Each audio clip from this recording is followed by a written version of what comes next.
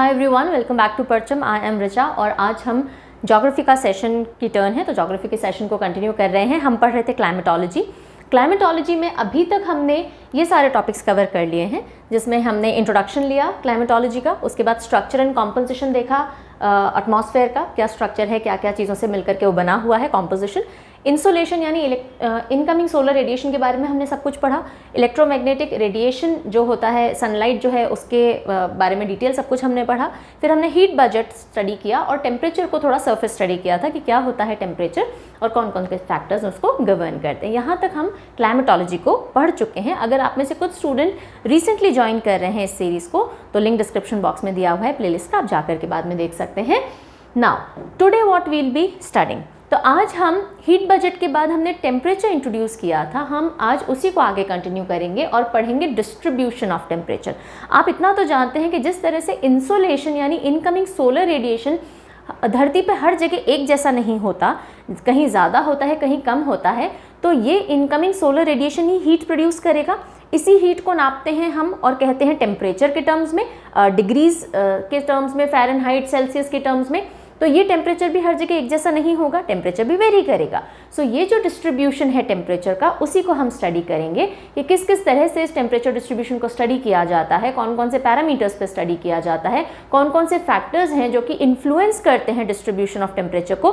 काफ़ी सारे हम पहले ही पढ़ चुके हैं इंसोलेशन के टाइम में भी, and there will be something more to add on to. So ये सारी आज की क्लास होगी। नेक्स्ट क्लास में क्या पढ़ेंगे और उसके नेक्स्ट क्लास में क्या पढ़ेंगे वो भी मैं आपको बताऊंगी। सो ट्यूसडे, थर्सडे, सैटरडे, तीनों का, ट्यूसडे आज है, थर्सडे एंड सैटरडे का भी मैं आपको जो हम पढ़ने वाले हैं कंटेंट वो आज बताने वाली हूँ। सो चलिए स्टार्ट करते हैं आज का session. So we'll be starting with the introduction of course. Temperature क्या होता है मैंने आपको बताया था कि जब हम मेजर करते हैं हीट को, अब ये हीट कहाँ से आई, जो इंसोलेशन पड़ रहा था धरती पे, एटमॉस्फेयर पे, सरफेस पे, उसके इंटरप्ले से जो हीट प्रोड्यूस होती है उसको मेजर करते हैं हम टेम्परेचर के टर्म्स में, डिग्रीज में, और इसको टेम्परेचर कहा जाता है। ना ये जो डिस्ट्रीब्यूशन है टेम्परेचर का, यही एक बहुत मेजर रोल प्ले करता है जितने भी एटमॉस्फेरिक फिनोमिनन देखने को मिलते हैं, भले से वो ओशन करंट्स का मूव होना हो, विंड सिस्टम हो, प्रेशर बेल्ट्स हों, जो हम आगे धीरे धीरे सब कुछ पढ़ेंगे।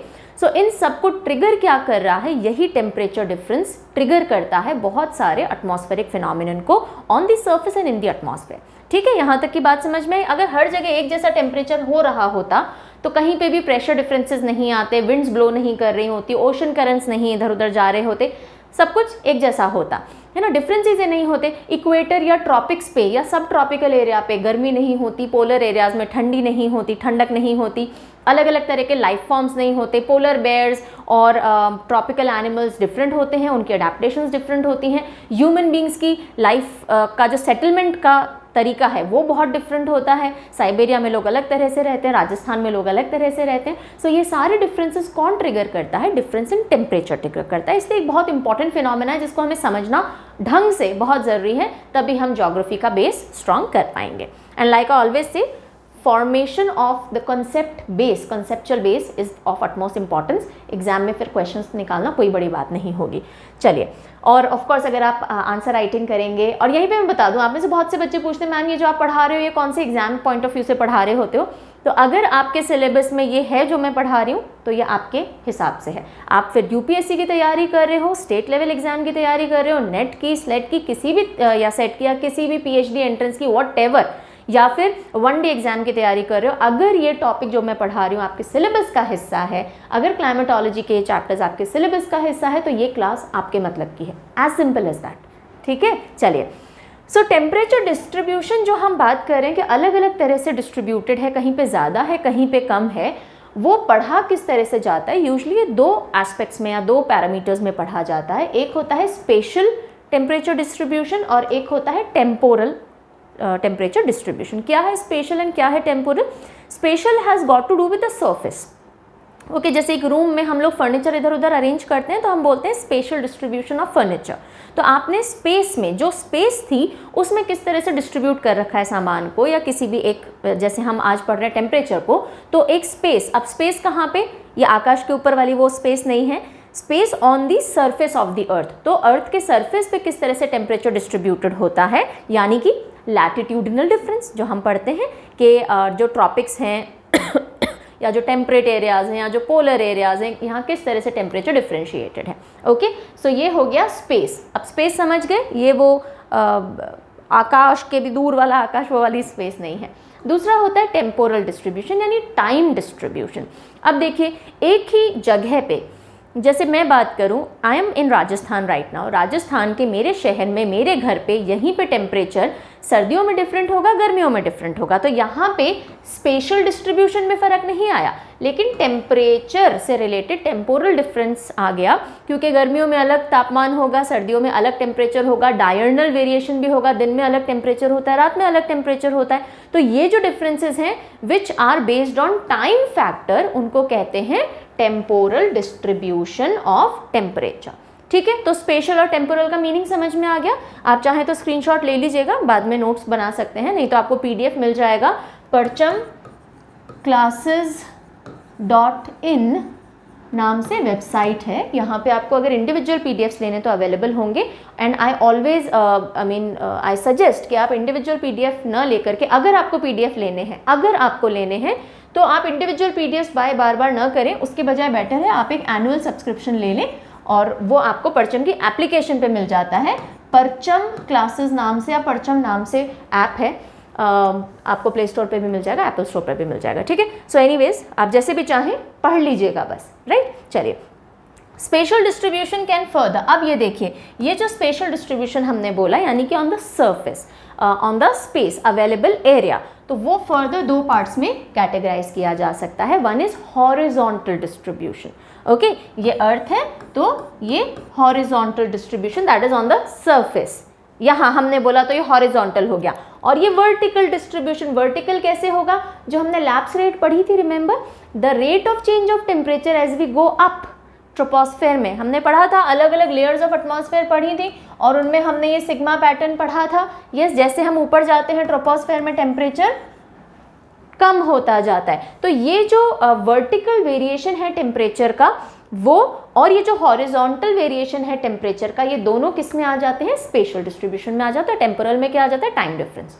ठीक है, टाइम के हिसाब से जो वेरिएशन हो रहा है। आई होप यहाँ तक की बातें सारी समझ में आ गई होंगी। अब आज की क्लास में हम किस चीज़ पे फोकस करेंगे, तो समझिएगा, आज हम हॉरिजॉन्टल डिस्ट्रीब्यूशन को ढंग से समझेंगे। वर्टिकल डिस्ट्रीब्यूशन जो है, जिसमें हम लैप्स रेट पढ़ेंगे, एडियाबैटिक लैप्स रेट पढ़ेंगे, ये अगले लेक्चर का हिस्सा है, यानी थर्सडे को हम कवर करेंगे वर्टिकल डिस्ट्रीब्यूशन, जिसमें हम लैप्स रेट को बहुत ढंग से समझेंगे, एडियाबैटिक कॉन्सेप्ट को बहुत ढंग से समझेंगे, क्योंकि यही फर्दर हमें मदद करेगा इन्वर्जन ऑफ टेम्परेचर में भी, जो कि हम सैटरडे को पढ़ेंगे। चलो, सो हॉरिजॉन्टल या इसको लैटिट्यूडिनल डिस्ट्रीब्यूशन ऑफ टेम्परेचर भी कहते हैं। देखो यहाँ पे इक्वेटर के आसपास या ये सब ट्रॉपिक्स में यहाँ पे टेम्परेचर ज़्यादा होता है। आप जैसे जैसे इनको हम बोल देंगे लोअर लैटिट्यूड, है ना।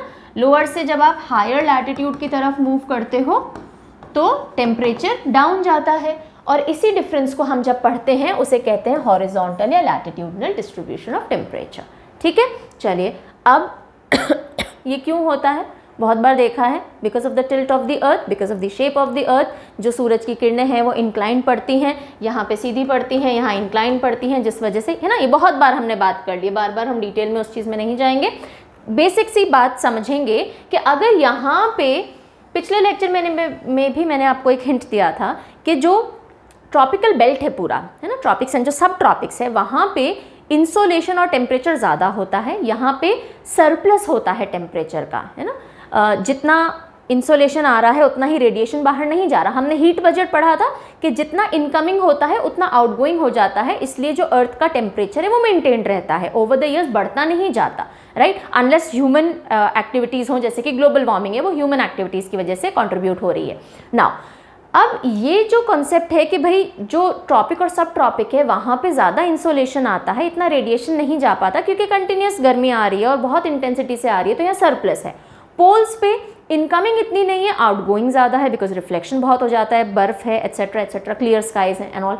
सो ये फिर बैलेंस कैसे होती है चीज़, यहाँ तो ज़्यादा गर्मी है, यहाँ कम है, तो फिर अर्थ पूरी, तो यहाँ से वहाँ फ्लो होता है है ना, there is this flow of temperature from the surplus to the deficit areas. और ये कैसे कैसे होता है, ये इसीलिए होता है क्योंकि जब टेम्परेचर डिफरेंट होते हैं, प्रेशर्स डिफरेंट होते हैं, विंड स्टार्ट होती हैं ब्लो होना, वाटर करंट्स मूव करते हैं, और इस तरह से जो बिल्कुल इस जगह की जो गर्मी होती है अर्थ की, ट्रॉपिकल एंड सब ट्रॉपिकल रीजन्स की, वो टेम्परेट और पोल्स वाले रीजन तक पहुंचती है through water currents, through winds, okay. और फिर इस वजह से ये जो ट्रॉपिक एंड सब ट्रॉपिक्स हैं, धीरे धीरे, वरना तो बहुत गर्म हो जाएंगे, आग जैसी लग जानी चाहिए यहाँ पे, क्योंकि यहाँ तो बहुत हमेशा सरप्लस रहता है, और ये डेफिसिट है तो ये तो कंप्लीटली ठंडे से भी और ठंडे होते जाने चाहिए थे, राइट? पर ऐसा नहीं होता। They also maintain a constant temperature. Why? Because there is a continuous exchange of heat between these latitudes. अब यही सब हम यहाँ पे समझने वाले हैं।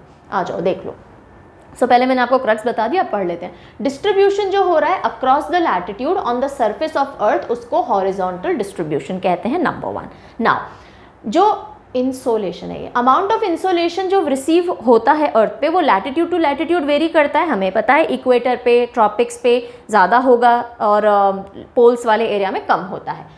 तो इक्वेटर से टुवर्ड्स द पोल डिक्रीज होता है। अब जब मैं इक्वेटर बोल रही हूँ, इसमें सब ट्रॉपिक्स भी ले लेना, ये मत बोलना कि मैम इक्वेटर से ज़्यादा गर्म तो सब ट्रॉपिकल एरियाज होते हैं, आपने पढ़ाए थे, बिल्कुल।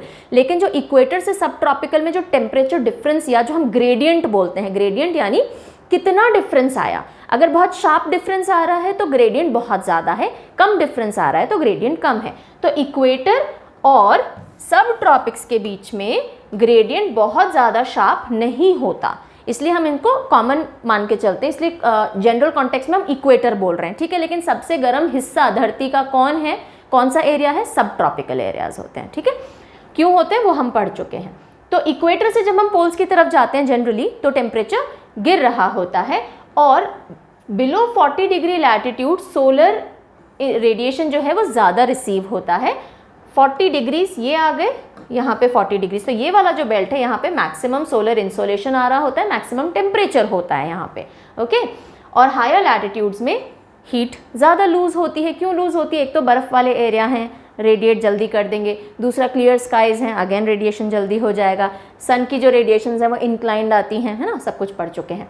स्टिल अब यहाँ पे एक क्वेश्चन आता है जो कि पूछा भी जा सकता है कि भाई फिर जो इक्वेटोरियल एरियाज हैं, जो सब ट्रॉपिकल एरियाज है, धीरे धीरे गर्म क्यों नहीं होते रहते? बिकॉज ये progressively hotter and poles progressively cooler क्यों नहीं होते रहते? Because of latitudinal heat balance. यहीं पे एक कॉन्सेप्ट आ जाता है लैटिट्यूडनल हीट बैलेंस का, जो अगेन आपको समझना बहुत ज़रूरी है। तो पहली चीज़ समझ में आ गई, क्या होता है हॉरिजॉन्टल डिस्ट्रीब्यूशन ऑफ टेम्परेचर, वही होता है जो हमने पहले पढ़ा था। अब लैटिट्यूडनल हीट बैलेंस एक नया कॉन्सेप्ट है कंपैरेटिवली, तो वो समझ लीजिए। जहाँ पे भी एनर्जी सरप्लस होगी वहाँ से वो मूव करेगी डेफिसिट एरिया की तरफ, सिंपल, राइट। तो लैटिट्यूडनल हीट बैलेंस क्या करेगा? लैटिट्यूड पे हीट को बैलेंस करेगा। बैलेंस कैसे करेगा? जहाँ पे सरप्लस है, यानी कि ये वाला हिस्सा देखो, ये आपको प्लस प्लस के साइंस दिख रहे हैं, ये सारा प्लस वाला एरिया एनर्जी सरप्लस का है, हीट सरप्लस का है। 40 degrees north and 40 degree south के बीच वाला एरिया यूजुअली हीट सरप्लस का होता है।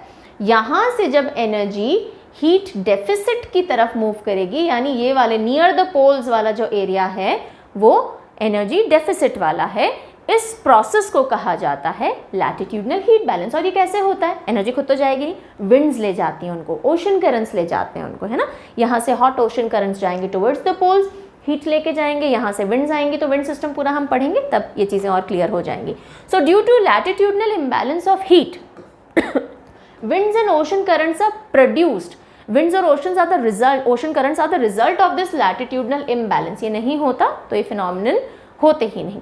Atmosphere यानी कि wind current and oceans यानी कि ocean currents, so atmosphere and hydrosphere act as giant thermal engines and transfer heat from tropics towards the poles. So tropics से poles तक किस तरह से ये हीट ट्रांसफर होती है समझ में आ गया? मोटे मोटे तौर पे तो समझ में आ गया, फिर एग्जैक्ट प्रोसेस हम बाद में पढ़ेंगे जब हम wind system, ocean currents etcetera पढ़ेंगे।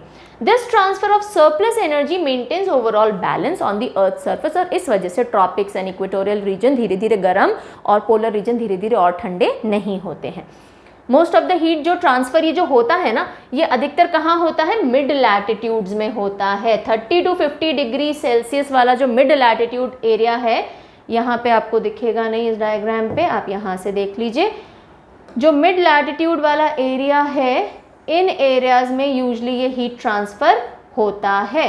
और अगर आपने कभी ध्यान दिया हो तो जितने भी स्टॉर्म कंडीशंस होती हैं, साइक्लोनिक कंडीशंस होती हैं, वेदर डिस्टर्बेंसेस ज़्यादा होते हैं, वो सब भी इसी रीजन में होते हैं। Stormy weather is associated to these belts only, 30 to 50 degrees celsius only, not celsius sorry, 30 to 50 degrees of latitude. Why? Because a lot of mixing is taking place. यहाँ से हीट जा रही है, वहाँ की तरफ ट्रांसफ़र हो रही है। This is the area where all the mixing take place, right. So ये बहुत ही ज़्यादा उथल पुथल वाले एरिया होते हैं, and that is why stormy weather they are known for. Okay, यहाँ तक बात समझ में आ गई। अगर आप आंसर राइटिंग भी करें तो you can take help of such diagrams, they are easy to make, और आप समझा सकते हैं।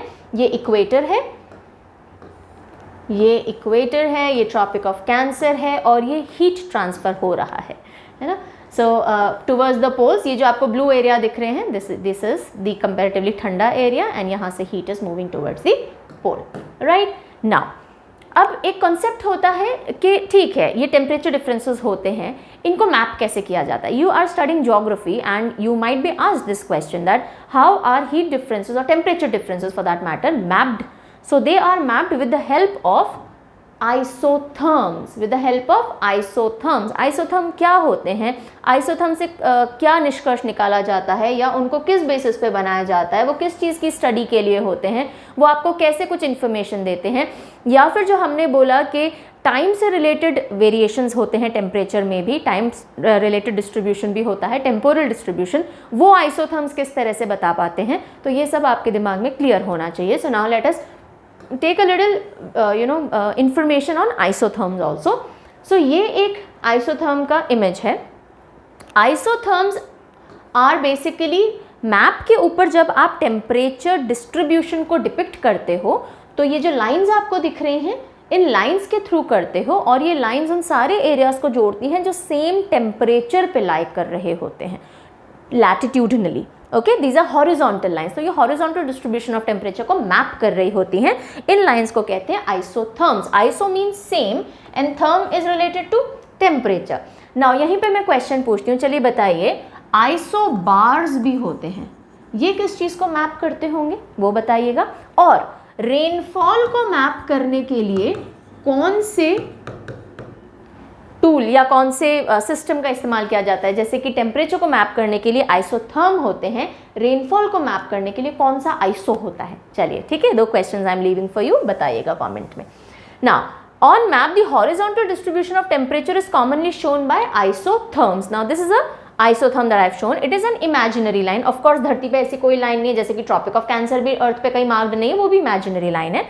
Imaginary line joining places having equal temperatures reduced to sea level. ये इंपॉर्टेंट है, कई जगह हम मिस कर जाते हैं लिखना। Reduce to sea level, why? Because height के बेसिस पे अगर आप टेम्परेचर स्टडी करने जाओगे तो उनमें ऑल्टीट्यूडिनल डिफरेंसेस भी आ जाएंगे। तो हम इनको मैप करते हैं एरियाज हैविंग सेम टेम्परेचर, लेकिन उन एरियाज को हम रिड्यूस कर देते हैं कि अगर वो सब सी लेवल पे होंगे तो कौन कौन से एरियाज सेम टेम्परेचर पे होंगे, उस हिसाब से आइसोथर्म्स बनते हैं। सो प्रैक्टिकली ये करेक्ट होते हैं? नहीं, 100% नहीं होते। अगर आप फार्मिंग इंडस्ट्री या एग्रीकल्चर को बिलोंग करते हो और आप आइसोथर्म पे 100% रिलाई नहीं कर सकते, बिकॉज यहाँ पे एलिवेशन को इग्नोर किया जाता है, उसको जीरो डाउन किया जाता है, सब सारे एरियाज को सी लेवल तक ला करके और फिर आइसोथर्म्स बनाए जाते हैं।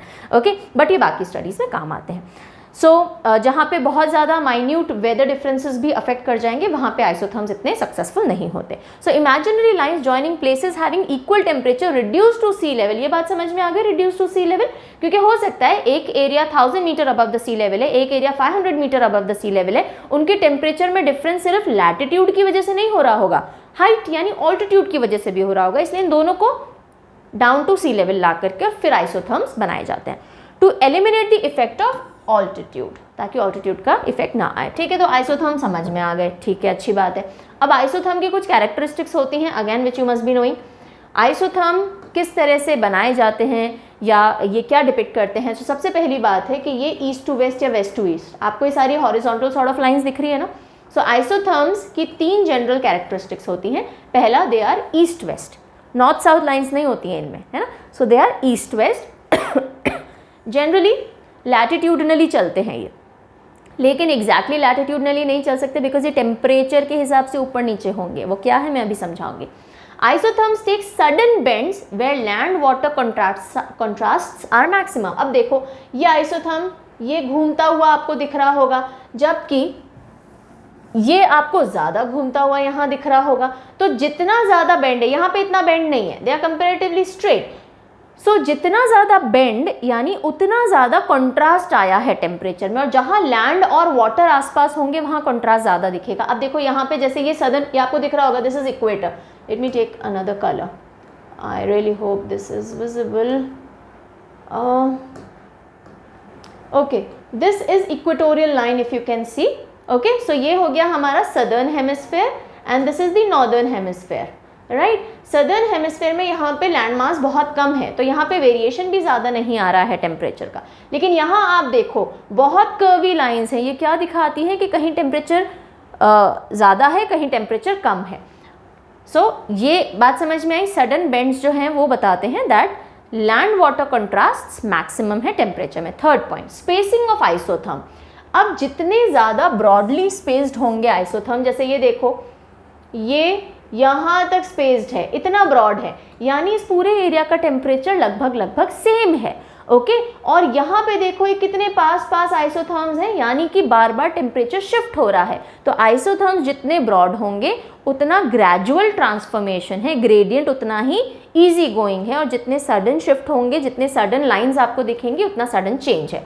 सो isotherm indicate latitudinal thermal gradient, steep हो या ग्रेजुअल हो। क्लोज स्पेसिंग दिखाती है rapid change in temperature, wide spacing means slow change in temperature. ये बात समझ में आ गई यहाँ तक कि यहाँ पे देखो इतनी ब्रॉड आपको लाइंस दिख रही हैं, यानी ये टेम्परेचर बहुत स्लो चेंज हो रहा है। अगर यहाँ जो टेम्परेचर है यहाँ भी वही टेम्परेचर है, बहुत देर बाद चेंज हुआ, लेकिन यहाँ जल्दी चेंज हो गया, यहाँ जल्दी चेंज हो गया।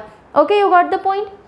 Now you need to understand one more thing कि अगर आपको टेम्पोरल डिफरेंसेस समझने हैं तो आप साल में 2 पीक टाइम होते हैं जब टेम्परेचर बहुत वेरी करता है। एक होता है जनवरी, एक होता है जुलाई, right, because the sun moves from northern to southern hemisphere and southern to northern hemisphere respectively. तो जब आप जनवरी और जुलाई के आइसोथर्म स्टडी कर लोगे तो आपको टेम्परेचर से टेम्पोरल डिफरेंसेस जो होते हैं, यानी टाइम से रिलेटेड, सीजन से रिलेटेड जो टेम्परेचर डिफरेंसेस होते हैं वो समझ में आ जाएंगे। जैसे आपको यहाँ दिख रहा होगा, दिस इज द आइसोथर्म जो कि जनवरी में लिया गया, और ये आइसोथर्म है, नेक्स्ट आइसोथर्म मैं आपको जो दिखा रही हूँ, दिस इज जुलाई आइसोथर्म। मैं ब्रीफली अभी एक्सप्लेन करूँगी, और ये सामने आप एक बार कंपेयर कर लीजिए। ये जुलाई है, जुलाई में नदर्न हेमिस्फीयर में गर्मी पड़ती है, इंडिया नदर्न हेमिस्फीयर में। तो देखो ये जो ऑरेंज कलर की लाइंस आपको दिख रही हैं, ये सबसे हॉटेस्ट रीजन्स हैं, ये थोड़े नॉर्थवर्ड शिफ्टेड है, नदर्न हेमिस्फीयर में शिफ्टेड है। और यहाँ पे आप देखो, यहाँ पे ये जनवरी में सदर्न हेमिस्फीयर में ज़्यादा गर्मी पड़ेगी, नॉर्दर्न हेमिस्फीयर में नहीं पड़ेगी, बिकॉज नॉर्थ में इंडिया है। ओके, ये रहा इंडिया, इंडिया में सर्दी होती है। तो देखो ये जो पूरा आपको ये जो सबसे गर्म एरिया या बेल्ट दिख रहा है या लैटिट्यूड्स दिख रहे हैं, वो थोड़े टुवर्ड्स द साउथ शिफ्ट हुए दिख रहे हैं। सो अगर आप ये आइसोथर्म्स कंपेयर करो जनवरी का एंड जुलाई का, तो आप इजीली देख सकते हो कि सेम लैटिट्यूड्स पे भी विथ चेंजिंग सीजन्स टेम्परेचर किस तरह से चेंज होता है। सो ये नॉर्दर्न हेमिस्फीयर में जहां आपको कोल्ड एरिया ज़्यादा दिख रहे थे इन जनवरी, यहीं पे आपको कंपैरेटिवली हीटेड एरिया ज़्यादा दिखेंगे, हाई टेम्परेचर ज़्यादा दिखेंगे इन जुलाई। अब जल्दी से यहाँ से समझ लीजिए कि जनवरी में क्या होता है। जनवरी में नॉर्दर्न हेमिस्फीयर में विंटर होते हैं और सदर्न हेमिस्फीयर में समर होते हैं। इतना तो हमें पता है, जनवरी में इंडिया में सर्दियाँ होती हैं, इंडिया नॉर्दर्न हेमिस्फीयर में है। आइसोथर्म ये दिखाता है कि जो लैंड है, अच्छा अब मैंने आपको लैंड और वाटर का डिफरेंस भी हमने पिछली बार समझा था कि वाटर का जो स्पेसिफिक हीट होती है वो ज़्यादा होती है, ज़्यादा गर्मी चाहिए इसको गर्म करने के लिए, तो देर से गर्म होता है, देर से ठंडा होता है। सर्दियों में क्या होगा, लैंड जल्दी से ठंडे हो जाएंगे, राइट। सो जो टेम्परेचर होगा यहाँ पे ज़मीन पे वो ठंडा होगा compare to water, water will be comparatively warmer, right, you got this point. सो अगर हम बात करें, इंडिया को देख लेते हैं, यहाँ पे जो टेम्परेचर होगा वो पानी के मुकाबले ज़्यादा ठंडा होगा। ठंडा होगा मतलब यहाँ से पोल्स की साइड से जो ठंडी हवाएं आ रही हैं वो लैंड तक अंदर तक आएंगी, ओके। और पानी का टेम्परेचर कम ठंडा होगा, यानी जो इक्वेटर की साइड से वार्म करंट्स हैं वो थोड़े ऊपर तक जाएंगे। तो जब भी आपको आइसोथर्म टुवर्ड्स द पोल दिख रहा है, मतलब यहाँ से गर्मी अंदर तक जा रही है, यानी ये हायर टेम्परेचर है। एंड टुवर्ड्स द इक्वेटर दिख रहा है, मतलब यहाँ से ठंडी हवाएं अंदर तक आ रही हैं, यहाँ टेम्परेचर ठंडा है। तो सिर्फ ये समझाने के लिए मैं बता रही हूँ कि आइसोथर्म को थोड़ा सा रीड कैसे करते हैं, so that you at least know the basic concept of it. अब यहाँ से आप देख लीजिए, isotherm over the northern continent show equator word bend, ठीक है। कॉन्टिनेंट्स पे, नॉर्दर्न कॉन्टिनेंट्स पे अगर आप देखोगे ये कॉन्टिनेंट, तो आपको इक्वेटर की टुवर्ड्स ये बेंट दिख रहा होगा, है ना, आइसोथर्म का। और जो ओशंस हैं वो पोलवर्ड बेंड दिखा रहे हैं, ये ओशन में पोलवर्ड बेंड आपको दिख रहा है। ये क्यों होता है वो देख लीजिए। लैंड मासेस ओवर कूल्ड होते हैं क्योंकि पोलर विंड अंदर तक आ जाती हैं और इंटीरियर तक, और ओशंस वार्मर होते हैं और हाई टेम्परेचर पोलवर्ड ले जा रहे होते हैं, इसलिए गर्म टेम्परेचर आपको टुवर्ड्स दी पोल्स दिखता है, ठीक है। और थर्मल इक्वेटर, ये जो आपको ये पूरा एरिया ऑरेंजिश दिख रहा है, इसको हम थर्मल इक्वेटर कह सकते हैं, बिकॉज ये जो inter conversion zone, inter tropical conversion zone है, बेसिकली जैसे इक्वेटर है, इक्वेटर क्या है, दोनों जोन्स का एक सेंटर एरिया हमने देख लिया, अर्थ का दोनों हेमिस्फेयर का एक सेंटर एरिया ले लिया, तो ये तो ज्योग्राफिकल इक्वेटर होता है 0 डिग्री। लेकिन अगर आप टेम्परेचर का इक्वेटर देखो, ये सबसे ऑरेंजिश रीजन तो आपको दिख रहा है, तो ये टुवर्ड्स दी सदर्न हेमिस्फेयर होता है, जो मैंने आपको बताया कब, विंटर्स में, right. Because sun southern southward shifted होता है, यानी सदर्न हेमिस्फेयर को ज़्यादा रेडिएशन दे रहा होता है और सदर्न हेमिस्फेयर ज़्यादा कंपैरेटिवली गर्म होता है, ठीक है। अब जुलाई में क्या होगा, बिल्कुल ऑपोजिट हो जाएगा इसका, कुछ याद करने की, ज़्यादा समझने की ज़रूरत नहीं है। समर्स में नॉर्दर्न हेमिस्फेयर होंगे, नॉर्दर्न हेमिस्फेयर में समर्स होंगे जुलाई में, इंडिया ले लो एग्जाम्पल के लिए, और सदर्न हेमिस्फेयर में विंटर होगा, तो यहाँ पे हो गए समर और यहाँ पे विंटर, ठीक है। अब क्या होगा, लैंड ज़्यादा गर्म होगा पानी से या कम गर्म होगा, ज़्यादा गर्म होगा, पानी कंपैरेटिवली धीरे गर्म होगा, लैंड जल्दी तप गया, ज़्यादा गर्म हो गया, ज़्यादा गर्म हो गया तो अब ये जो इसकी लाइंस हैं ये टुवर्ड्स दी पोल्स जाती हुई ज़्यादा दिखेंगी। क्यों, क्योंकि यहाँ से वाटर करंट्स और अंदर तक जा रहे हैं, और क्योंकि पानी कंपैरेटिवली ठंडा है तो इसकी जो आइसोथर्म्स हैं वो टुवर्ड्स दी इक्वेटर आती हुई दिख रही है, उल्टा हो गया। सो नॉर्दर्न वाला अब ज़्यादा गर्म दिख रहा है, और ये जो हमने बोला था थर्मल इक्वेटर नॉर्थवर्ड शिफ्ट हो गया है, ये 0 डिग्री इक्वेटर था, पहले थर्मल इक्वेटर सदर्न हेमिस्फेयर में आ रखा था, थोड़ा नॉर्थवर्ड शिफ्ट हो गया है। आई होप आप ये सब देख पा रहे होगे, and everything here is written exactly what I am explaining like that. So isotherm behaviour opposite हो जाता है जनवरी के। आइसोथर्म नॉर्दर्न कॉन्टिनेंट में पोलवर्ड बेंड शो करेगा। क्यों कर रहा है, सिर्फ इतना समझो, रटने की ज़रूरत नहीं है। जो आइसोथर्म है नॉर्दर्न हेमिस्फेयर में कॉन्टिनेंट्स पे पोलवर्ड शिफ्ट होगा, because land is heated up more, ज़्यादा गर्म है, तो इक्वेटर की साइड से गर्मी जा रही है ऐसा समझिए, और दूर तक जा रही है, और पानी कंपैरेटिवली ठंडा है, right. So land masses are over heated, hot tropical winds जो हैं वो नॉर्थ में अंदर तक जा रही हैं, और जो ओशन से कंपैरेटिवली ठंडा है तो जो कोल्ड ओशन करंट्स हैं वो अंदर तक आ रहे हैं जो कि मॉडरेटिंग इफेक्ट दे रहे हैं, ओके। और थर्मल इक्वेटर नॉर्थ में शिफ्ट हो जाता है, because sun is in the shining brighter on the northern hemisphere. ये दोनों का कंपैरिजन है। जनवरी में जो थर्मल इक्वेटर है थोड़ा नीचे आ गया, और जुलाई में थोड़ा ऊपर आ गया। सो आई होप आइसोथर्म्स आपको अच्छे खासे लेवल पे समझ में आ गए होंगे। What are isotherms? These are the imaginary lines that are used to map the temperature distribution, okay. Now ये टेम्परेचर डिस्ट्रीब्यूशन आता ही क्यों है, कौन कौन से फैक्टर्स इसे गवर्न करते हैं, ये हमने एक ब्रीफ तौर पे इससे पहले वाले वीडियो में भी इंट्रोड्यूस किया था। यहाँ पे एक बार और देख लीजिए, और अगर आपने पहले ढंग से समझ लिया, 1-2 पॉइंट्स और एडिशनल है इसमें आई थिंक, जैसे ग्राउंड स्लोप हमने पिछले वीडियो में कवर नहीं किया था, अदरवाइज मोर और लेस सेम है। आप चाहें तो यहाँ पे वीडियो बंद भी कर सकते हैं, और अगर आपने नहीं देखा है पिछला वीडियो, समझना चाहते हैं तो यू कैन कैरी ऑन, और नोट्स में ऑफकोर्स आपको ही मिल जाएगा। सो कौन कौन से फैक्टर्स हैं जो कि गवर्न करते हैं डिस्ट्रीब्यूशन ऑफ टेम्परेचर? लैटिट्यूड कैसे, जिस तरह से इंसोलेशन गवर्न कर रहा था लैटिट्यूडनल डिफरेंसेस ऑफ इंसोलेशन को, उस तरह से ये भी करते हैं, समझेंगे। ऑल्टीट्यूड, जैसे जैसे ऊपर जाते हैं ट्रोपोस्फेयर में तो टेम्परेचर कम होता है, राइट। क्यों? क्योंकि रेडिएशन नीचे से आता है अर्थ के सरफेस से, वो भी अभी मैं समझा दूंगी। डिस्टेंस फ्रॉम द कोस्ट या कॉन्टिनेंटैलिटी, लैंड और सी ब्रीज का कॉन्सेप्ट हमने छोटी क्लासेस में पढ़ा था। पानी के पास अगर कोई लैंड एरिया है तो सी ब्रीज और लैंड ब्रीज डेली बेसिस पे एक्सचेंज होती रहती हैं, और जो सी ब्रीज है वो मॉडरेटिंग इफेक्ट डालती रहती है, बिकॉज जो पानी है वो देर से गर्म और देर से ठंडा होता है, और लैंड जल्दी गर्म और जल्दी ठंडा हो जाता है। ये हम देख लेंगे। Nature of land and water, अब क्यों लैंड जल्दी गर्म और जल्दी ठंडा होता है, पानी क्यों देर से गर्म और देर से ठंडा होता है, ये हम थोड़ा यहाँ पे समझेंगे। क्योंकि अगर दोनों लैंड और वाटर पे सेम अमाउंट ऑफ इंसोलेशन आए, यानी दोनों जगह सेम टेम्परेचर होना चाहिए, लेकिन ऐसा नहीं होता। पानी में टेम्परेचर हमेशा कंपैरेटिवली देर से गर्म और देर से ठंडा होने वाला होगा और लैंड पे जल्दी इफेक्ट करेगा। सो ऐसा क्यों होता है, that also will understand. Nature of ground surface, जमीन एक जैसी अगर नहीं होगी तो भी सेम अमाउंट ऑफ हीट आने पे भी टेम्परेचर सेम नहीं बढ़ेगा, सो वो हम देखेंगे। ग्राउंड स्लोप, पहाड़ की जो स्लोप है या जो ज़मीन है उसकी ढलान किस तरह की है, उस पर भी डिपेंड करेगा वहाँ का टेम्परेचर कैसा होगा। Wind system of course affect करेंगे टेम्परेचर को, और ओशन करंट्स अफेक्ट करेंगे टेम्परेचर को। ये सब हम अगली कुछ स्लाइड्स में देखेंगे, and then we'll finish up with today's lecture. And next time जो हम पढ़ेंगे वो हम lapse rate and adiabatic lapse rate पढ़ेंगे। तो सबसे पहले फटाफट देखेंगे। अब हम इनमें बहुत ज़्यादा टाइम नहीं वेस्ट करेंगे या यूज़ करेंगे, बिकॉज हम समझ चुके हैं लैटिट्यूड। सन की जो रेंज होती हैं वो हायर लैटिट्यूड्स पे स्लांट जाती हैं, इसलिए इतनी ज़्यादा हीट प्रोड्यूस नहीं करती, और जो इक्वेटोरियल और जो ट्रॉपिक्स होते हैं एरियाज, यहाँ पे परपेंडिकुलर जाती हैं, सीधी स्ट्राइक करती हैं, इसलिए ज़्यादा टेम्परेचर प्रोड्यूस करती हैं। Okay, so this is one of the main reasons जो लैटिट्यूड अफेक्ट होता है, टेम्परेचर डिफरेंसेस शो करता है। Second is altitude. ऑल्टीट्यूड इसलिए कि जब इंसोलेशन आती है तो दिन के टाइम धरती जो सरफेस है वो उनको ट्रैप कर लेता है, रात में वो उनको रेडिएट बैक करता है, और जो अर्थ है उसके ऊपर जो ये ट्रोपोस्फेयर होता है, ट्रोपोस्फेयर का जो सोर्स ऑफ हीट है या टेम्परेचर है वो अर्थ है, अर्थ का रेडिएशन है। और जैसे जैसे आप ऊपर जाओगे, रेडिएशन से दूर होते जाओगे, कंडक्शन, कन्वेक्शन, रेडिएशन, 3 तरीके मैंने आपको बताए थे जिससे कि धरती अपनी हीट ऊपर भेजती है। एडवेक्शन, फिर हवा आपस में इधर उधर भेजती है।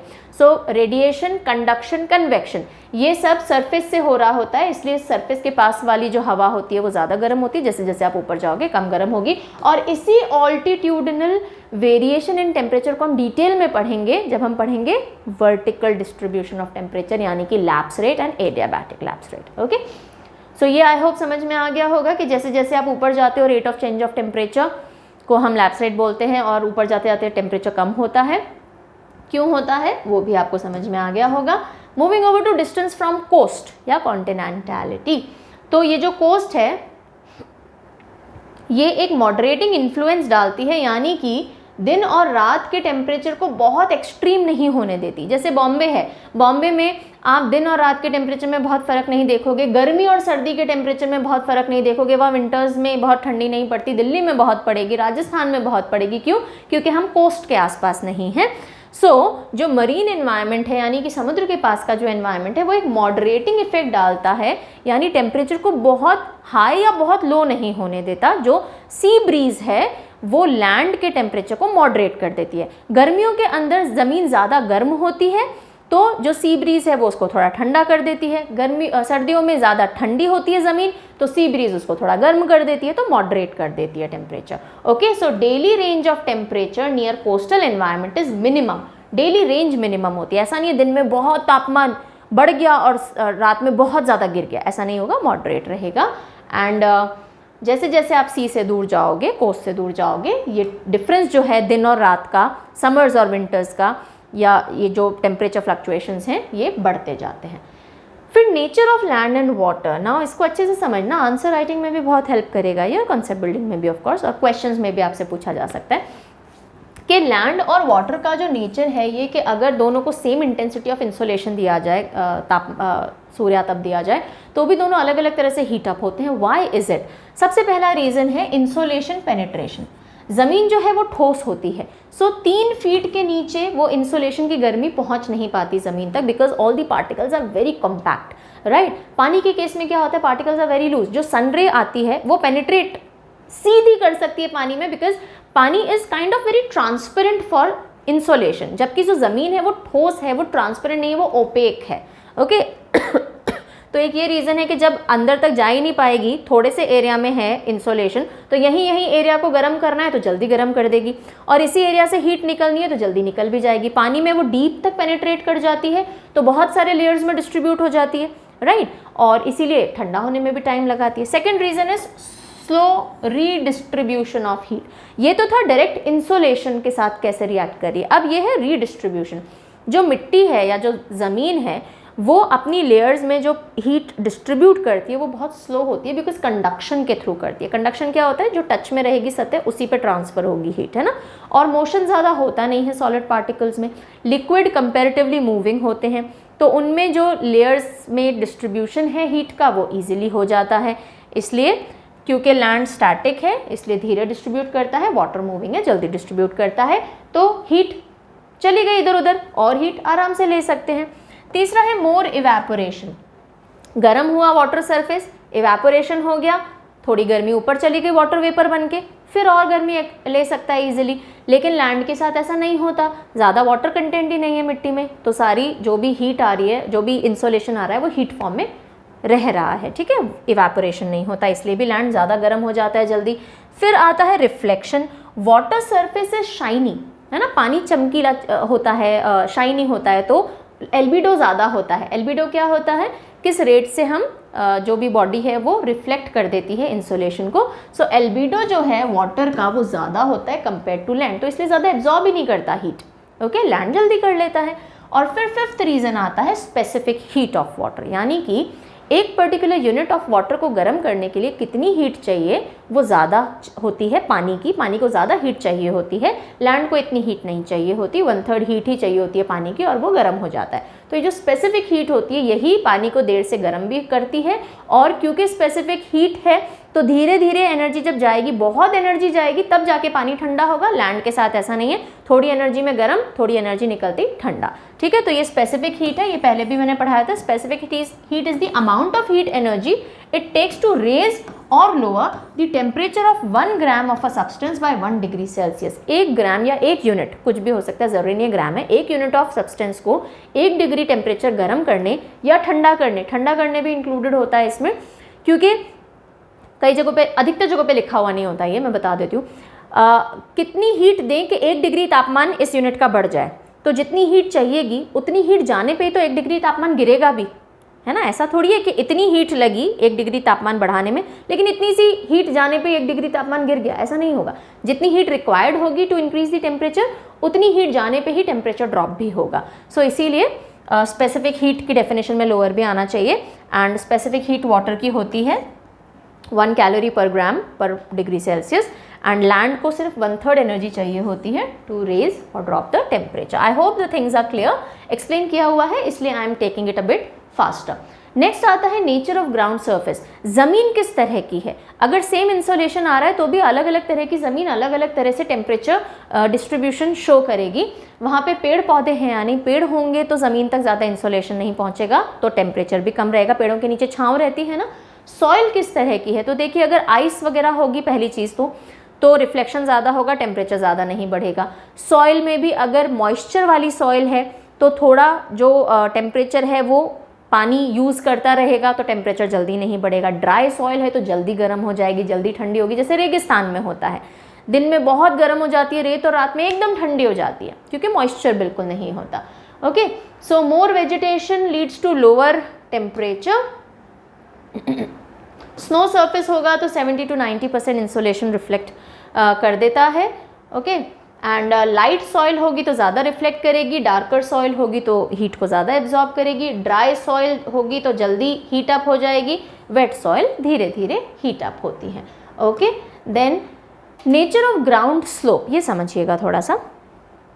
अब जो ज़मीन है उसका स्लोप किस तरह का है, अगर ज़मीन समतल है तो ऑफकोर्स जल्दी गर्म होगी बिकॉज पूरी की पूरी ज़मीन को सन का इंसोलेशन मिल रहा है। अगर स्लोप्स हैं तो जो स्लोप साइड सन को फेस कर रही होगी वो ज़्यादा गर्म होगी, ऑब्वियस सी बात है, राइट। तो अगर हम यहाँ पे एग्जांपल देखें, नॉर्दर्न हेमिस्फेयर की बात करें, उत्तरी गोलार्ध की जहाँ इंडिया है, नॉर्दर्न हेमिस्फेयर में अगर हम बात करते हैं समर्स की, है ना, नॉर्दर्न हेमिस्फेयर में समर है यानी कि झुकाव है धरती का टुवर्ड्स नॉर्दर्न हेमिस्फेयर में टुवर्ड्स द सन। सो अगर यहाँ पे जो स्लोप्स हैं, जो सदर्न स्लोप हैं, वो सन को फेस करेंगे। अब थोड़ा सा आपको 3D सोचना पड़ेगा। अगर ये सन है, ये अर्थ है, अर्थ टिल्टेड है, तो पहाड़, अच्छा पहाड़ अगर ईस्ट वेस्ट डायरेक्शन में है तो जो सदर्न स्लोप है, यानी ऐसी स्लोप जो कि टुवर्ड्स द साउथ है, एक टुवर्ड्स द साउथ होगी, एक टुवर्ड्स द नॉर्थ साइड होगी, नॉर्थ डायरेक्शन होगी। तो टुवर्ड्स द साउथ वाली स्लोप सन को फेस कर रही होगी, टुवर्ड्स द नॉर्थ वाली अवे फ्रॉम द सन होगी, मेजॉरिटी ऑफ द टाइम, पूरे टाइम नहीं होगी पर majority of the time. So ज़्यादा गर्म सदर्न स्लोप्स होंगी और compare to the northern slopes. और ये नदर्न हेमिस्फेयर का एग्जाम्पल इसलिए लिया है बिकॉज अधिकतर लैंड मासेस आपको नदर्न हेमिस्फेयर में ज़्यादा देखने को मिलेंगे, सदर्न हेमिस्फेयर में अधिकतर ओशंस ही हैं। सो सन फेसिंग स्लोप मोटे मोटे तौर पे ध्यान रखेंगे हम, sun facing slopes higher temperature record करती हैं लीवर्ड साइड से। लीवर्ड साइड जैसे विंडवर्ड एंड लीवर्ड होते हैं, हम बोलते हैं बारिश भी ज़्यादा विंडवर्ड साइड में होती है, लीवर्ड साइड जो कि रेन शेड एरिया नहीं होता, जहाँ पे रेन नहीं होती है, लीवर्ड साइड। इसी तरह से जो सन को फेस कर रही है वो टुवर्ड्स द सन वो हायर टेम्परेचर रिकॉर्ड करेगी, दूसरी साइड नहीं करेगी। और ये पूरा एग्जाम्पल मैंने नॉर्दर्न हेमिस्फेयर का यहाँ लिखा हुआ है। यही रीज़न होता है कि अगर आप देखेंगे तो एल्प्स की या हिमालयन रेंजेस की जो सदर्न स्लोप्स है वहाँ पे लोग ज़्यादा रहते हैं, वहीं पे ज़्यादा अपनी फार्मिंग वगैरह करेंगे बिकॉज वहाँ पे इंसोलेशन और टेम्परेचर अच्छा मिलता है। ओके, सो ये चीज़ें आपको ध्यान रखनी है। फिर विंड की बात कर लेते हैं। तो जो प्रिवेलिंग विंड्स होती हैं वो भी टेम्परेचर को अफेक्ट करेंगे। अगर ठंडी हवाएं आ रही हैं तो ठंडा कर देंगी एरिया को, अगर गर्म हवाएं आ रही हैं तो गर्म कर देंगी। जैसे कि अगर हायर लैटिट्यूड से लोअर लैटिट्यूड की तरफ जो हवाएं आती हैं वो ठंडी हवाएं आएंगी तो वो नीचे मॉडरेट कर देंगी टेम्परेचर को। नीचे से जो ऊपर की तरफ जा रही हैं यानी हायर से जो लोअर से जो हायर लैटिट्यूड की तरफ जा रही हैं यानी गर्म लैटिट्यूड से ठंडे लैटिट्यूड की तरफ जो हवाएं जाएंगी तो कंपैरेटिवली मॉडरेट कर देंगी टेम्परेचर को। सिमिलरली जो लोकल विंड्स होती हैं वो इन्फ्लुएंस करती हैं टेम्परेचर को। जैसे कि लू की मैं बात करूं तो इंडिया में गैंजेटिक प्लेन्स जो हैं, जो गंगा के मैदान हैं, वहाँ पे लू चलती हैं और इतनी गर्मी कर देती हैं कि लोग मर भी जाते हैं लू से। हर साल न्यूज़ में सुनने को मिलता है। जो फाइन है वो नॉर्दर्न एल्प्स में आपको देखने को मिलती हैं, नॉर्दर्न स्लोप ऑफ एल्प्स में, और ये वार्म विंड्स हैं, ये टेम्परेचर को अफेक्ट करती हैं। चिनूक एक टाइप की फैन विंड्स ही हैं एंड ये नॉर्दर्न अमेरिका में जो रॉकी माउंटेन्स हैं वहाँ पे एकदम टेम्परेचर को अफेक्ट करती हैं। मिस्ट्राल जो हैं वो कोल्ड विंड्स हैं सदर्न फ्रांस में। सो ये टेम्परेचर को अफेक्ट करेंगी। किस तरह की लोकल विंड्स वहाँ प्रिवेल कर रही हैं, किस तरह की ट्रेड विंड्स हैं या वेस्टर्लीज हैं। जैसे वेस्टर्लीज की हम बात करें तो ग्रेट ब्रिटेन के टेम्परेचर को मॉडरेट कर देती हैं वेस्टर्लीज, है ना। सो ये इस तरह से भी विंड्स भी अफेक्ट करती हैं। Then lastly ocean currents. अगर कोई कोस्टल एरिया है, दो कोस्टल एरियाज़ हैं और दोनों सेम लैटिट्यूड पे लाई कर रहे हैं, लेकिन एक कोस्टल एरिया से warm water current ocean current जा रहा है और एक कोस्टल एरिया से कोल्ड वाटर ओशन करंट जा रहा है। सो कोल्ड ओशन करंट वाले कोस्टल एरिया का ऑफकोर्स टेम्परेचर कम होगा एंड वार्म ओशन करंट वाले कोस्टल एरिया का टेम्परेचर ज़्यादा होगा, जबकि ये दोनों सेम लैटिट्यूड पे लाई कर रहे हैं और बाकी सारे फैक्टर्स भी अगर सेम हो तो भी। सो ओशन करंट्स जो हैं ये भी टेम्परेचर को अफेक्ट करते हैं, टेम्परेचर डिस्ट्रीब्यूशन को। प्लेसेस जो कि वार्म ओशन करंट्स पे लाई करती हैं वो हायर टेम्परेचर रिकॉर्ड करवाती हैं और कोल्ड ओशन करंट पे कम होता है। जैसे कि पोर्ट्स ऑफ कनाडा हैं, लैब्राडोर करंट की वजह से काफ़ी महीनों तक फ्रोजन रहते हैं because these are cold ocean currents. Okay, so I really hope I am able to explain and clear a lot of your queries and doubts जो कि आपने पूछी भी नहीं हो, शायद लेक्चर पढ़ के आपको समझ में आ गई हो। So आज हमने हॉरिजॉन्टल डिस्ट्रीब्यूशन ऑफ टेम्परेचर समझा है। अगला लेक्चर जो थर्सडे को होगा उसमें हम वर्टिकल डिस्ट्रीब्यूशन समझेंगे, यानी कि हम डिस्कस करेंगे लैप्स रेट को डिटेल में, एडियाबैटिक लैप्स रेट को, और फिर सैटरडे को हम इन्वर्जन ऑफ टेम्परेचर पढ़ के टेम्परेचर चैप्टर को यहीं पे वाइंड अप करेंगे। So see you very soon and take very good care of yourself. कोई भी डाउट्स हो, कुछ भी क्वेरीज हो, so do write down in the comment section. Bye bye.